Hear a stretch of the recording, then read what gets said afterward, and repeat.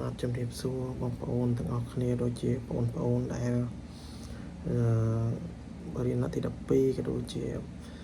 បងប្អូនដែលទើបនឹងរៀនចប់អញ្ចឹងវីដេអូនេះគឺខ្ញុំបង្កើតឡើងក្នុងគោលបំណងក្នុងការប្រៀបធៀបរវាងការរៀននៅសាកលវិទ្យាល័យជាមួយនឹងការរៀនជំនាញផ្ទាល់តើវាមានភាពខុសគ្នាដូចម្ដេចសូមទោសអ្នកទាំងអស់គ្នាផងព្រោះវីដេអូនេះខ្ញុំនឹកឃើញភ្លាមក៏ថតភ្លាមអត់មានបានតែសេ script ទៅសេអីមកទេអញ្ចឹងបើសិនជាមានភាពអាក់អួលក៏សូមអភ័យទោសផងដែរអញ្ចឹងយើងចូលមកដល់សាច់រឿងរបស់យើងវិញតកតងនឹងការរៀននៅសាកលវិទ្យាល័យគឺជារឿងល្អអញ្ចឹងការរៀននៅសាកលវិទ្យាល័យវាមានជំនាញច្រើនហើយបើនិយាយពី credit វិញគឺវាល្អប៉ុន្តែយើងត្រូវចំណាយពេល4ឆ្នាំឡើងទៅតាមជំនាញអញ្ចឹងណាឧទាហរណ៍ដូចខ្ញុំអញ្ចឹងរៀន IT អញ្ចឹងខ្ញុំរៀននៅសាកលវិទ្យាល័យ Norton អស់រយៈពេល4ឆ្នាំជំនាញដែលខ្ញុំចាប់ទាក់ទងនឹង web development និង network អញ្ចឹងថាខ្ញុំរៀនខ្ញុំចាប់ពីហ្នឹងតែឥឡូវគឺខ្ញុំផ្ដោតសំខាន់នៅលើ manage developer team ហើយនឹង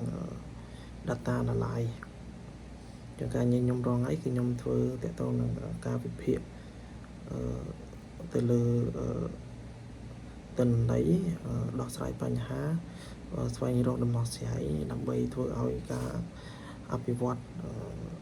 app ហ្នឹងទៅមានបានជោគជ័យអញ្ចឹងណាអញ្ចឹងយើងបកមកក្រោយវិញតកតងនឹងការរៀនសាកលវិទ្យាល័យដូចខ្ញុំបានលើកឡើងវិញអញ្ចឹងគឺវាមានចំណេះយើងលើសច្រើនហើយក៏យើងអាចកំឡុងពេលដែលយើងកំពុងរៀននៅក្នុងសាកលវិទ្យាល័យក៏យើងអាចរៀននៅមុខវិជ្ជាបន្តបន្សំផ្សេងក្រៅពីចំណេះរបស់យើងផងដែរអញ្ចឹងតើវាខុសគ្នាមិនដែរពីការរៀន skill short course ការរៀនជំនាញវគ្គខ្លីអញ្ចឹងឧទាហរណ៍ថាដូច IT ដូចខ្ញុំមិនសិនមិញអញ្ចឹងខ្ញុំរៀន4ឆ្នាំអញ្ចឹងអ្វីដែលខ្ញុំប្រកបមុខរបររងហើយគឺជាអ្នក manage នៅ IT ហើយក៏ដូចជាវិភាគនៅ analyze លើ system architect flow design អញ្ចឹងទៅហើយអញ្ចឹងការខ្ញុំរៀនជំនាញដែលខ្ញុំជ្រើសរើសទាក់ទងនឹង web development អញ្ចឹងការរៀននៅសាកលហ្នឹងការចំណត់ខ្ញុំរៀនគឺវាមានទាក់ទងនឹងការរៀនភាសាដូចជា C# មាន VB.net មាន C++ អញ្ចឹងទៅមាន HTML JavaScript PHP មាន Android អីចឹងទៅប៉ុន្តែនៅរៀនសាកលអ្វីដែលគ្នាយើងពិបាកនឹងសម្រេចចិត្តទាក់ទងនឹងការរើសជំនាញហ្នឹងហើយព្រោះដោយសារសាកលវិទ្យាល័យខ្លះគាត់នៅពេលដែលដល់ចុងមានន័យថាឧទាហរណ៍យើងរើសជំនាញ IT អញ្ចឹងគឺក្នុងជំនាញ IT វាមាន network វាមាន web develop វាមាន software develop software engineering អញ្ចឹងទៅអញ្ចឹងនៅពេលដែលយើងដល់ឆ្នាំមួយដែលត្រូវធ្វើសារណាឬក៏ឆ្នាំទី3អីយើងចាប់ផ្ដើមរកគោលដៅតែយើងស្រឡាញ់អីអញ្ចឹងយើងត្រូវតែរើសយកជំនាញនឹងយកមកអញ្ចឹងបើសិនជាខ្ញុំ compare ទៅការរៀនជំនាញ short course វិញតែពិតការរៀនជំនាញ short course គឺល្អ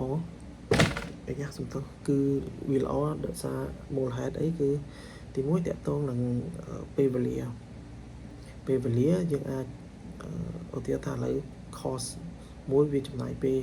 ប្រហែលជា6ខែក្នុងការរៀនឧទាហរណ៍ដូច web development មួយចឹងវាមាន HTML CSS JavaScript jQuery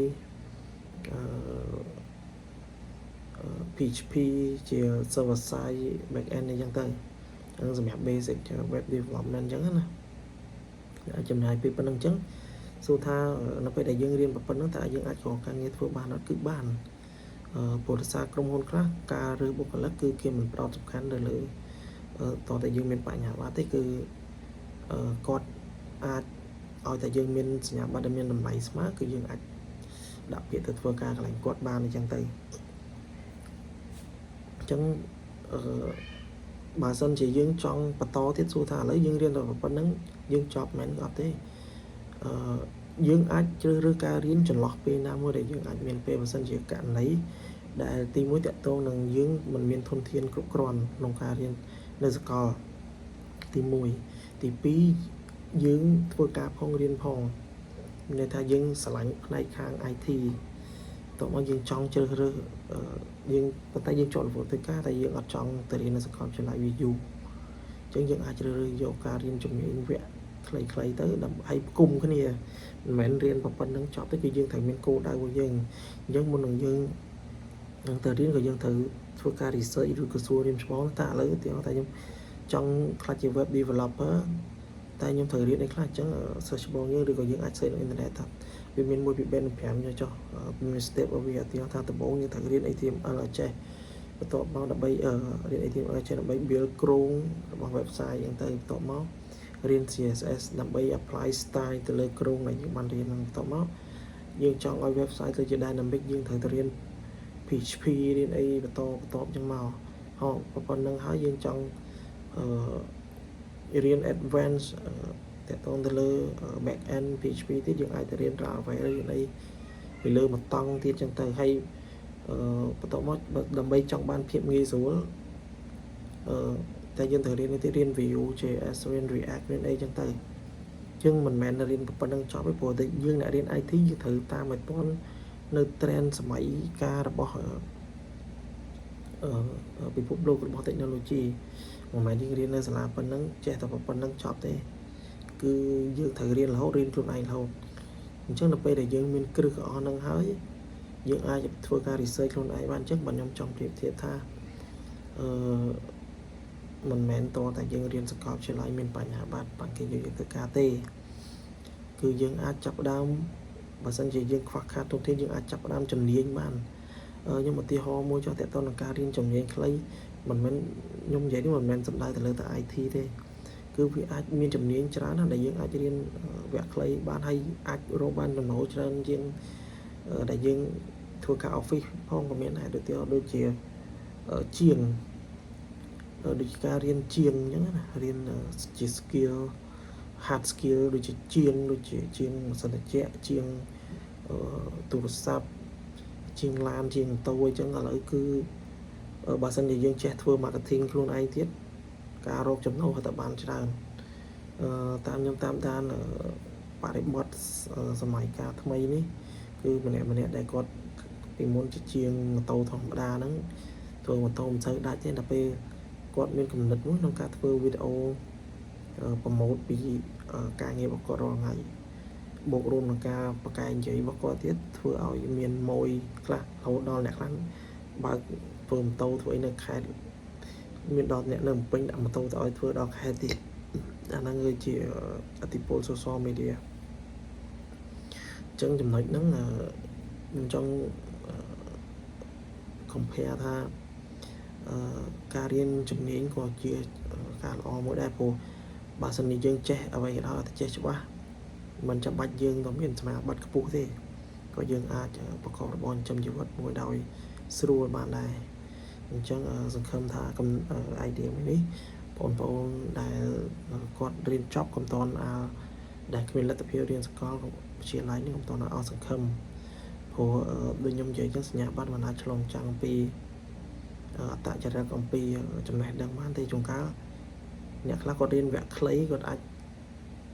បកកែជាងអ្នកដែលគាត់រៀននៅក្នុងសាកលផងបានអញ្ចឹងអ្វីដែលខ្ញុំចង់ share គឺមានតែប៉ុណ្្នឹងទេបើសិនជាមានការមិនយល់អីអាចតម្លាក់ comment នៅក្នុងក្រោមវីដេអូនឹងបានហើយបើសិនជាមាន topic ណាដែលចង់ឲ្យខ្ញុំលើកមកនិយាយឬក៏មានសំណួរអីត្រូវការសួរខ្ញុំឆ្លើយអាច comment នៅក្រោមវីដេអូនឹងបានអរគុណច្រើន